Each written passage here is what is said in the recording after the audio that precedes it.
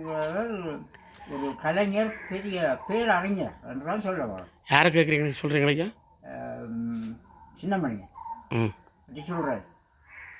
அவருடைய பாடல் மட்டும் சுவையாக இருக்குமென்னு நினைக்கக்கூடாது. அதில் உள்ள பொருள்கள் அத்தனையும் சிறப்பான அம்சங்களை கொண்டது. அதை சிந்தித்து பார்க்கும் பொழுதுதான் அவருடைய அருமை பெருமைகளை தெரியும். நம் நாட்டுக்கு கொடுத்த கொடையில் சின்னமணியின் உடைய வில்லிசையும் ஒரு தரம் மிக்கது என்று தான் சொல்லவும். அவர் மறைந்தும் சில காலமாக விட்டது. அவருடைய இது இப்போவும் ஒருவரைக்கு நாடகங்களில் நான் கேட்டுக்கொண்டு தான் இருக்கிறேன்.